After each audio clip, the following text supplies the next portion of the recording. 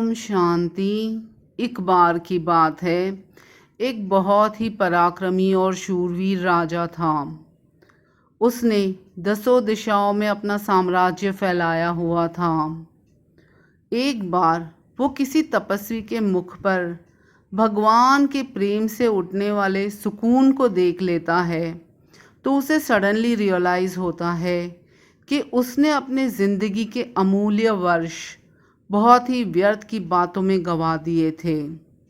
वो भगवान की याद में अपने शेष ज़िंदगी बिताने का निश्चय करता है और इसी कारण से वन में चला जाता है। वहाँ पे नदी किनारे बैठकर वो भगवान की याद में तल्लीन हो जाता है। एक बार उस नदी को क्रॉस करने के लिए एक प्रेग्नेंट हिरन वहाँ पे पहुँचती है। वो जैसे ही नदी में उतरती है कि उस नदी का वेग बहुत ज़्यादा होने के कारण वो उस पानी में फंस जाती है।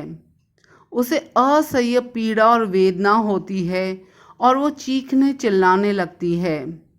उसकी आवाज़ सुनकर राजा का ध्यान भंग हो जाता है। वो तुरंत दौड़ता है उस हिरन को बचाने के लिए, पर वो हिरन माता को प्रसूति के दौरान ही मौत हो जाती है। राजा उस हिरन के बच्चे को अपनी गोद में उठाकर सोचता है, अगर मैं इसकी देखभाल नहीं करूँगा तो ये तो मर जाएगा। और वो उस हिरन के बच्चे का लालन पालन करना शुरू कर देते हैं।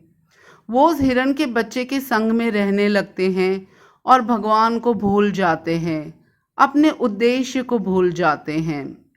जब वो हिरन का बच्चा बड़ा होता है तो वो अपने आप ही राजा को छोड़कर कहीं दूर चला जाता है। राजा इस दुख को सहन नहीं कर पाते और हिरन की याद में वो अपने देह को त्याग देते हैं। अगले जन्म में वो राजा जिस माता पिता के घर पे जन्म लेते हैं, उनके दुश्मन उस बच्चे को उठाकर जंगल में फेंक आते हैं ताकि जंगली जानवर उस बच्चे को खा जाए। पर उस जंगल में रहने वाले कुछ हिरन इस बच्चे को बचा लेते हैं और अपने साथ रखकर उसे बड़ा करने लगते हैं। जब वो बच्चा थोड़ा बड़ा होता है तो उस जंगल में एक सत्पुरुष का आगमन होता है। उस सत्पुरुष को देखते ही उस बच्चे को अपना पहला जन्म याद आता है। उसे बहुत ही अफसोस होता है कि उसने कितनी बड़ी गलती कर दी थी।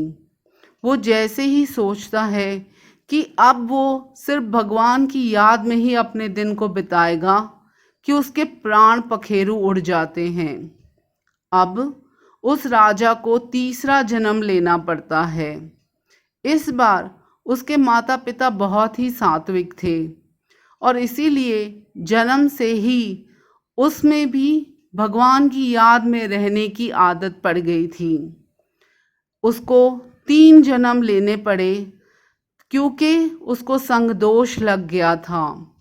यही तो भगवान हमें बार बार समझाते हैं कि हमें बहुत केयरफुल और अलर्ट रहना चाहिए कि हम किसके संग में रहते हैं, क्योंकि संग का दोष भी लग सकता है, संग से अधोगति भी हो सकती है, और अगर सत्संग हुआ, सुसंग हुआ तो हमारी सद्गति भी हो सकती है।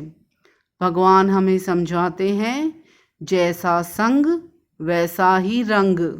Thank you. ओम शांति।